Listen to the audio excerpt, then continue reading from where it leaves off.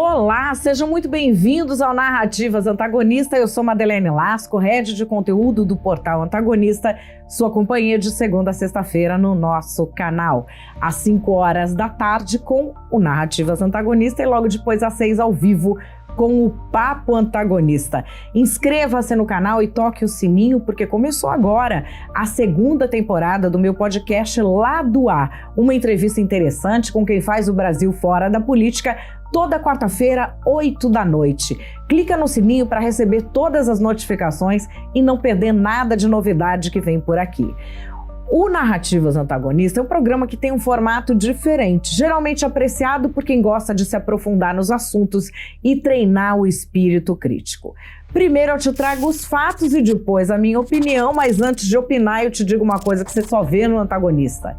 Qual é a narrativa da esquerda e qual é a narrativa da direita, cada dia com um fato diferente. O fato do dia de hoje é a misteriosa morte do sicário de Vorcaro, do Banco Master. Vocês ouviram falar nessa história? Gente, fica até arrepiado, meu Deus do céu. Bora pro fato do dia.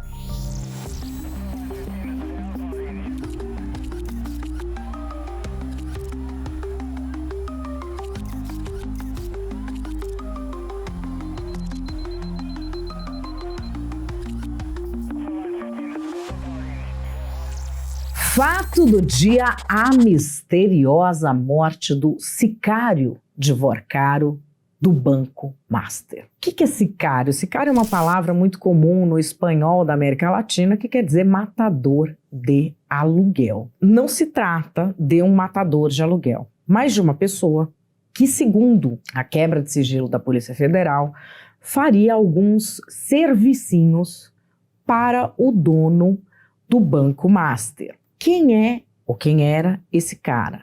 Luiz Felipe Machado de Moraes Mourão. Ele ficou conhecido como sicário. Nas trocas de mensagens com Vorcaro, a gente tem coisas desse tipo aqui. Vorcaro diz a Mourão que seu empregado estava ameaçando e diz: empregada Monique me ameaçando. É mole? Tem que moer essa vagabunda. Mourão responde: o que é para fazer? Aí Daniel Vorcaro: puxa endereço tudo. Tem também diálogo dos dois falando de um jornalista que depois se descobriu que é o Lauro Jardim, do Grupo Globo. Vamos dar uma olhada. Esse Lauro Jardim bate cartão todo domingo? Horas, hein? Lança uma nova sua positiva. Sim, cara escroto. Tinha que colocar gente seguindo esse cara para pegar tudo dele. Vou fazer isso. Aí o Daniel Vorcaro: esse Lauro, quero mandar dar um pau nele, quebrar todos os dentes, num assalto. Você pode estar achando isso over, gente, imagina, essa gente é louca. Ocorre que o Daniel Vorcaro, ele não inventou a roda no Brasil. Infelizmente. Esse tipo de prática existe, menos nas capitais e muito no interior. Os jornalistas mais ameaçados, segundo as listas internacionais que abordam o Brasil, são aqueles do interior, onde isso é comum. Dá um Google que você vai ver. Mas isso, dia atrás do jornalista, inclusive dia atrás do Lauro Jardim especificamente, não é uma coisa nova, infelizmente. Agora que surgiram essas conversas, ressuscitaram um vídeo do Gustavo Bebiano falando de uma história parecida. O presidente parece que escolhe a dedo pessoas muito perigosas. Inclusive, há uma pessoa muito próxima a ele que recentemente tentou sequestrar um jornalista do Sistema Globo. Pegou o jornalista Lauro Jardim na saída de um restaurante em São Paulo e tentou enfiar o Lauro Jardim dentro de um automóvel, uma coisa meio forçada. O Lauro ficou muito nervoso, muito preocupado, o assunto foi levado à direção da TV Globo, foi parar no departamento jurídico da TV Globo, do Jornal Globo, perdão, e essa pessoa foi notificada, inclusive, pelo Sistema Globo para que não se aproximasse mais do Lauro Jardim. Essa mesma pessoa já ameaçou uma outra jornalista da revista Época e já fez ameaças veladas também a uma outra jornalista do Jornal Globo. E, Enfim, o tal Luiz Felipe Machado de Moraes Mourão foi preso junto com outras pessoas, nessa mega operação que a gente teve essa semana, que botou o Daniel Vorcaro de volta na cadeia. Esse sicário, Luiz Felipe Machado de Moraes Mourão, é alguém que teria acesso a sistemas internos da Polícia Federal, Ministério Público Federal, vários outros no Brasil, e até FBI e Interpol. Uma história enorme. Bom, no dia que ele foi preso, ele passa o dia na cadeia e vem um aviso da Polícia Federal. Aqui estou trazendo o oficial, que é da Agência Brasil. A Polícia Federal lamenta informar que Luiz Felipe Machado de Moraes Mourão atentou contra a própria vida enquanto se encontrava sob custódia da instituição. Aí diz que ele foi reanimado pelos policiais responsáveis, recebeu atendimento técnico do SAMU e em seguida foi encaminhado para um hospital. E não falava exatamente do estado de saúde dele. Mas depois a gente veio a saber o seguinte, aqui na tela, mais Agência Brasil. PF confirma a morte de sicário, aliado de Vorcaro, na prisão. A Polícia Federal lamenta informar que Luiz Felipe Machado de Moraes Mourão, um dos presos da Operação Compliance Zero, atentou contra sua própria vida. Morreu na noite desta quarta-feira, ontem, em Belo Horizonte. Aí conta que ele foi levado para a carceragem, foi reanimado e etc. A versão é de que ele teria se enforcado com a própria camiseta dentro da cela. Parece que existe um vídeo sobre isso que será enviado ao ministro do Supremo, André Mendonça, que é quem está com essa investigação agora e quem determinou as prisões. Aqui, olha, nós temos a defesa do tal sicário, ligado ao empresário Daniel Vorcaro, dizendo que ele estava bem, que não tinha nenhum problema. Tal não confirmou o quadro de saúde do Luiz Felipe. Então nós não temos informações recentes em termos do que já foi divulgado na imprensa de uma possível morte em sua casa. Não tem essa confirmação, e até o presente momento, desde as 18h30, que a família se encontra aqui no João 23 e ainda nenhum médico se dignou a comparecer e prestar algum esclarecimento formalmente nem para a mãe, nem para o pai, nem para as pessoas próximas. O senhor vem acompanhando há algum tempo, pelo menos disseram se pode haver um início de um protocolo para confirmar morte cerebral ou não, ou nem isso foi avisado à família? Nem isso foi avisado à família, não tem essa informação.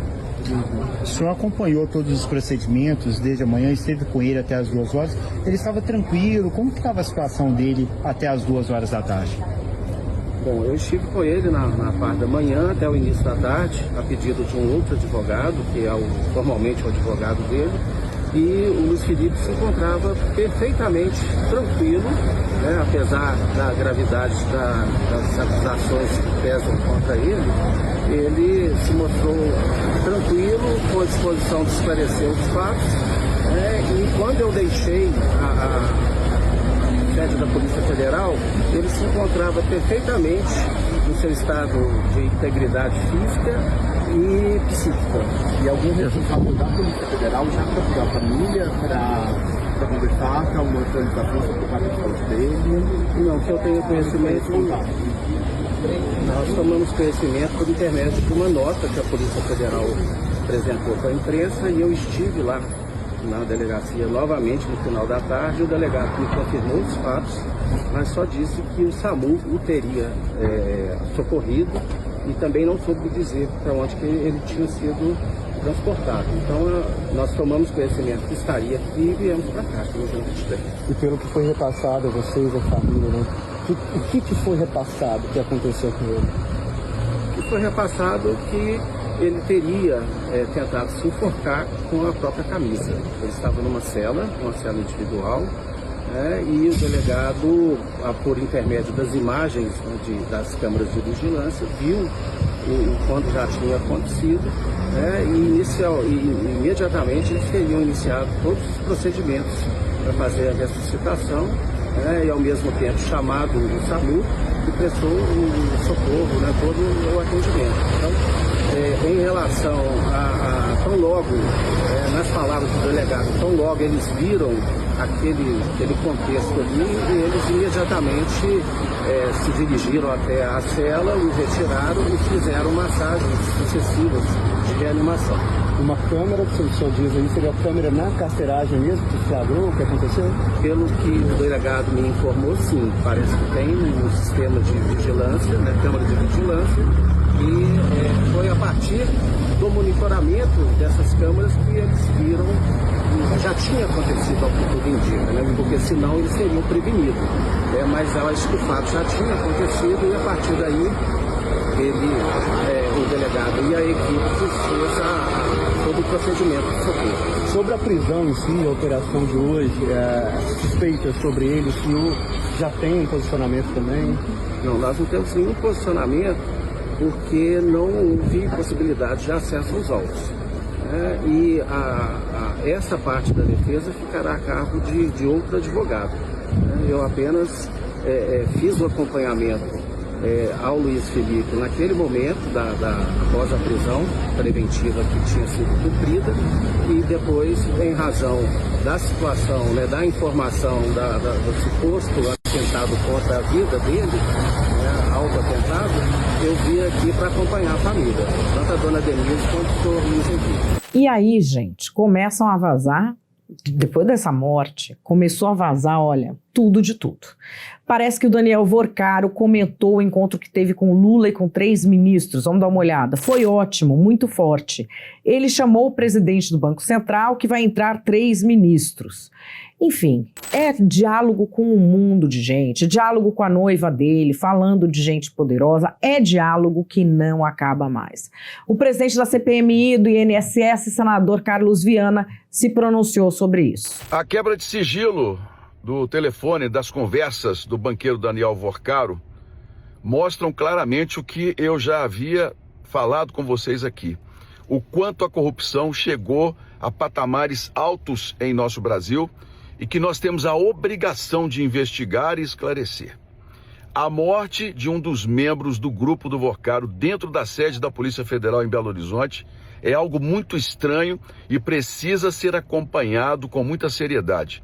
Como senador por Minas Gerais, vou oficiar o diretor-geral da Polícia Federal, o Ministério da Justiça, em busca de informações e exigir que todo um grupo, inclusive independente, faça o acompanhamento dessa investigação. Eu tenho muita confiança de que a Corregedoria também da Polícia Federal irá trabalhar em toda essa história e nós daremos respostas ao Brasil. Você pode me perguntar, mas o que é que leva, senador, a pensar? Me leva a desconfiar e, naturalmente, exigir respostas? O teor das conversas do Vorcaro. Ele ameaçava jornalistas, autoridades, era um homem que tinha muito dinheiro e que tinha amigos grandes aqui no poder em Brasília. Portanto, nós temos que nos levantar com muita seriedade, com muita coragem. Nós não podemos deixar essa investigação ficar num limbo. E agora, no Congresso, vamos forçar ainda mais para que venha uma CPMI do Banco Master, para que a população receba as mesmas informações que nós estamos colocando na CPMI do INSS, sem esconder nada de ninguém. Porque essa corrupção, ela fere a todos nós brasileiros, ela machuca e nos envergonha muito. E nós temos que ter coragem, gente, coragem, sabe? Patriotismo, amor por esse país e enfrentarmos essa situação para que a gente possa diminuir, porque acabar, vocês já viram, é muito difícil, mas diminuir essa roubalheira do dinheiro público e os ataques ao sistema financeiro em nosso país. O senador Alessandro Vieira se pronunciou sobre o que significa o vazamento de todas essas conversas que o Daniel Vorcaro tinha com as pessoas mais poderosas do Brasil. O Brasil é vítima do crime porque a infiltração, através da corrupção, chegou nas mais altas instâncias. E o crime organizado mais perigoso é justamente esse, que tem um poderio econômico imenso e que atua livremente nos gabinetes em Brasília, na Faria Lima em São Paulo, nos outros centros de dinheiro e de poder. E tanto é verdade que a operação de hoje, ela mostra claramente o modo de operação típico de facção, típico de máfia, que é do enfrentamento duro, violento contra aqueles que ousam fazer a denúncia, no caso dos jornalistas. Esse pessoal circulava e lavava dinheiro do PCC, roubaram dinheiro de aposentado, quebraram previdências estaduais e municipais e se infiltraram intensamente através da corrupção. Neste momento, nós temos muito claramente numa linha de conexão e suspeição de atuação integrada com essa organização criminosa, ministros da Suprema Corte. E não tem no arranjo constitucional outro lugar para cuidar disso que não seja o Senado. E a gente quer ter a oportunidade de fazer esse trabalho avançar. Estamos enfrentando resistências, isso era previsível. Enfrentamos ameaças, isso é previsível também, infelizmente. Só que a gente não pode esmorecer. O Senado da República tem uma missão que é constitucional e é com os brasileiros. A gente tem que abrir essa caixa, a gente tem que mostrar o que é e por que o Brasil continua sendo vítima do crime. O Brasil é vítima do crime porque a infiltração, através da corrupção, chegou nas mais altas instâncias. E a gente tem que fazer aqui a reação institucional, democrática, técnica, contra aqueles que querem abafar isso tudo.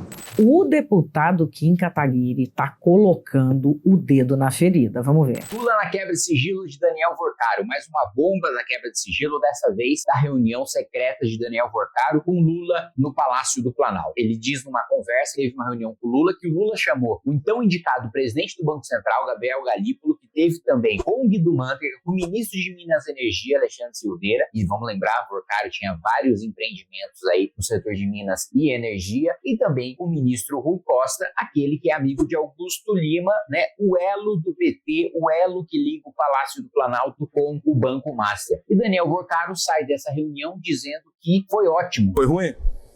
Foi ótimo. Que Lula chamou seus ministros, que Lula chamou o presidente do Banco Central. E qual foi a versão oficial do Lula? Ele diz que avisou o Vorcaro que não ia passar pano na investigação. Agora, a gente tem a mensagem do Vorcaro dizendo que a reunião foi ótima. Que reunião ótima é essa que você faz com o presidente da República, você, corrupto, dono de um banco investigado, você faz uma reunião com o presidente da República, sai dizendo que foi ótimo? Com certeza, qualquer coisa foi dita, menos de teria uma investigação rigorosa contra ele, ou seja, Daniel Vorcaro foi falar com o Lula para tratar de negócio. Por que o Lula chama o presidente do Banco Central para atender um banqueiro corrupto no meio de um processo de investigação, no meio do processo de liquidação do banco? Ele chamaria o presidente do Banco Central para quê? Para falar, olha, vamos ser rigoroso na investigação, vamos ser rigoroso na liquidação? E por que a reunião teria sido secreta se teve esse republicanismo todo? Então, agora com a quebra de sigilo do Vorcaro, o escândalo fica cada vez mais próximo do PT, cada vez mais próximo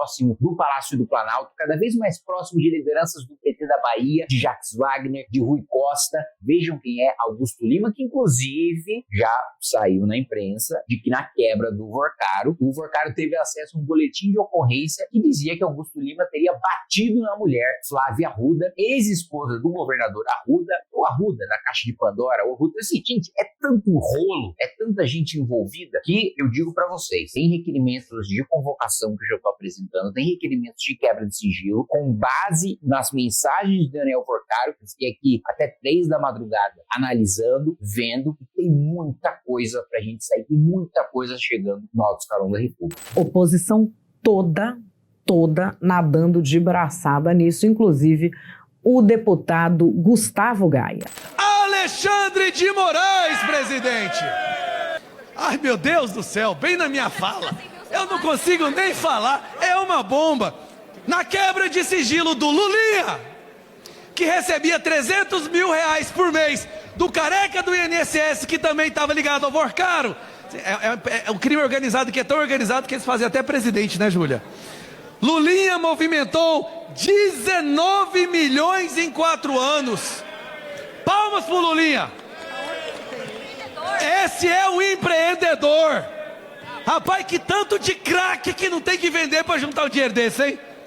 Meu Deus, quantas velhinhas não tiveram que ser roubadas para juntar 19 milhões em 4 anos? Ai, meu Deus do céu, bem na minha fala. Eu não consigo nem falar, é uma bomba. Atenção, atenção. Exclusivo. Em mensagem, Vorcaro relata encontro com Alexandre de Moraes, presidente. Peraí, o Vorcaro que manda matar adversário e bater em jornalista tá tendo encontros com Alexandre de Moraes. O Vorcaro que financiou o original relator de um projeto para centralizar a segurança pública na mão do Lewandowski. Meus amigos, o Brasil, nós precisamos da PEC da segurança, mas a PEC da segurança que a gente precisa é em outubro desse ano. É um referendo que a gente vai fazer ao final desse ano. Se o Brasil continua no caminho do crime organizado, das facções, do PT, Partido dos Traficantes, ou se a gente volta a ter sanidade, ou se a gente volta a ter, sinceramente, bom senso. O que está acontecendo? Faltam palavras para descrever. E aí, qualquer um hoje no Brasil que se ergue, que levanta a voz e verbaliza a indignação do que está acontecendo, sabe o que acontece? O amigo do Vorcaro, Alexandre de Moraes, bota do inquérito, manda a PF da sua casa. Nós vamos nos calar, Júlia? Evair, nós vamos aceitar o Brasil ficar desse jeito? Pois é, nós vamos aprovar hoje, com certeza vai ser aprovado em maioria total. Nós vamos aprovar a PEC da segurança, mas em outubro, a verdadeira PEC da segurança, a PEC para acabar com o crime organizado, a PEC realmente para fazer uma faxina nesse país, são as eleições desse ano. É ali que a gente vai acabar com esse cabaré que a esquerda criou. E é isso que eu tenho para encerrar, e a nossa minoria orienta sim na votação. E aí, o que é que você acha disso tudo? O que é que você acha dessa história toda, dessa morte misteriosa? Responde aqui para mim, mas calma. Antes de você responder, de você falar, de eu opinar, bora para as narrativas.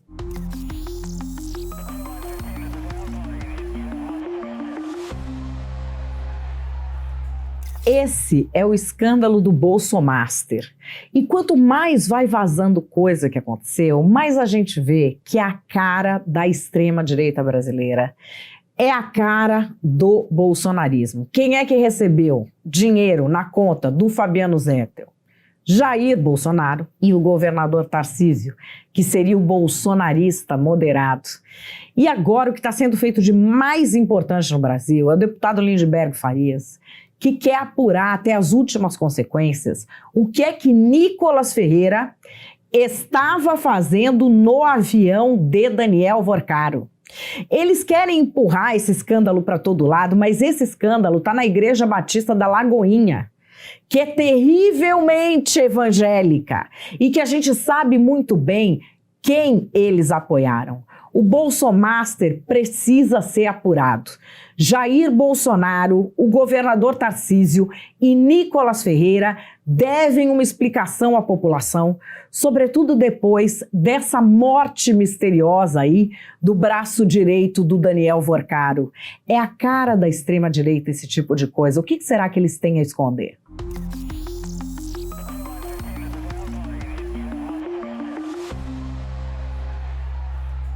Nós, patriotas, avisamos.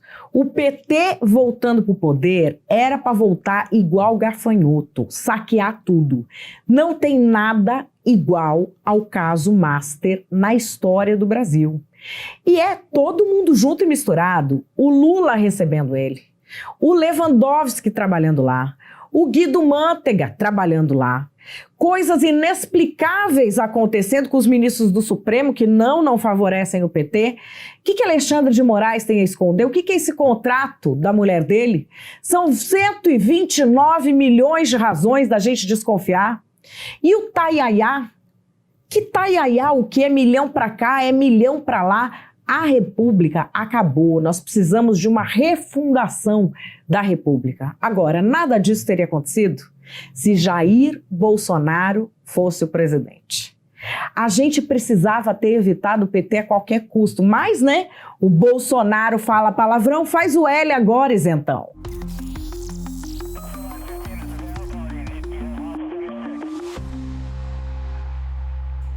A minha opinião é que o escândalo do Banco Master é, com certeza, o maior escândalo que o Brasil já teve. E pode esquecer era de Lava Jato, Mensalão, Petrolão, porque não é o mesmo potencial destrutivo do Banco Master. Por que eu te digo que não é? Porque em todas as outras eras, em alguém a gente podia confiar. Época da Lava Jato, Mensalão, Petrolão, desconfiança generalizada, instituições ruindo, vários partidos envolvidos, gente que era da oposição no fim aparece fazendo um conchavo, teve tudo disso. Mas a gente confiava que a justiça seria feita de alguma forma. A gente confiava no Ministério Público, a gente confiava que o Poder Judiciário ia processar isso, e era o mundo político só envolvido. O Brasil tem maiores e menores escândalos de corrupção, mas geralmente no mundo político. Aqui é todo mundo junto e misturado, numa história que não dá para entender direito, de como que um apresentador gospel de Minas Gerais vira um dos homens mais importantes do país, fazendo festinha, promovendo coisa e contratos milionários com a cúpula do executivo, do legislativo e do judiciário. Ele conseguiu tudo, todo mundo, toda a cúpula, muito rápido. Essas conversas que estão vazando agora mostram o grau de intimidade de que o Daniel Vorcaro desfrutava. E é o seguinte, isso tem um potencial destrutivo porque é o potencial perigosíssimo de ninguém mais acreditar em nenhuma instituição. Você pode estar vendo isso e falar, mas a gente já não acredita. Mentira. Você acredita. Você toma uma multa de trânsito, você vai pagar. Se tem uma coisa, uma disputa para resolver com o seu condomínio, um celular que veio a cobrança errado, você acredita que uma instituição vai resolver. A gente vê na internet acontecer muita coisa, todo mundo vem e fala, merece um processinho. Tem até o meme do processinho. Quer dizer o que ter esse meme? Que existe alguma confiança de que alguém vá resolver. Esse escândalo tem o potencial para erodir toda a confiança em tudo. E o cidadão ficar com a impressão de que não tem mais ninguém para resolver nada, nenhum tipo de coisa. E não existe nada mais perigoso numa sociedade do que essa sensação. E eu quero dizer o que com isso? Que esse é o momento de passar o Brasil a limpo. A coisa chegou num nível que é o momento de passar a limpo, sobretudo porque essa história vai ficando cada vez mais mórbida, cada vez mais esquisita. O que é que a gente tem agora? Braço direito do Vorcaro, que é um cara que tem diálogos ali, que vamos quebrar o dente de tal jornalista, vamos esculachar tal não sei quem, que é vagabundo, que me falou não sei o quê. Enfim, umas conversas bem pesadas. O cara vai preso de manhã, à noite aparece morto na carceragem da PF, que ele se enforcou na própria camiseta. É uma história, a gente sabe como isso está sendo debatido nas redes, né? É aquela tal história, de repente quando a gente tem uma crise muito grave no Brasil, começa a aparecer gente que se mata e avião que cai. No Brasil, quando começa gente que se mata e avião que cai, o povo já fica todo de orelha em pé. É uma morte muito esquisita? Sim. É muito estranho. As pessoas que estão, né, envolvidas na prisão, elas, óbvio, estão fazendo uma apuração rigorosa. A Polícia Federal tem ótimos policiais. Parece que tem um vídeo da hora em que isso teria acontecido. Ele teria sido reanimado por policiais, depois não resistiu e teve morte cerebral. Mas são circunstâncias estranhíssimas, sobretudo pelo teor das conversas que o Vorcaro tem com ele. A grande questão é quanto tempo vai demorar para isso significar passar o Brasil a limpo e se vão conseguir jogar para baixo do tapete. Na minha opinião, é tentar enfiar um elefante embaixo do tapete. Esse caso não tem mais muito o que fazer. Resta saber quanto tempo vai demorar para quem está enrolado até o pescoço se ligar que já foi. A casa já caiu. Bom, quero saber o que você acha. Esse assunto é pesadinho, hein? Muita gente não tá querendo nem opinar. Enfim, se não quiser opinar, deixa o seu like, mas eu gostaria muito de ouvir a sua opinião. Você pode opinar até em emoji, se você achar mais conveniente. Compartilhe esse vídeo com alguém de quem você gosta. Inscreva-se no canal e toque o sininho para receber as muitas novidades que estão vindo por aí no Antagonista nesse ano de 2026. Vou ficando por aqui e volto logo mais ao vivo com o Papo Antagonista. Um beijo e até lá!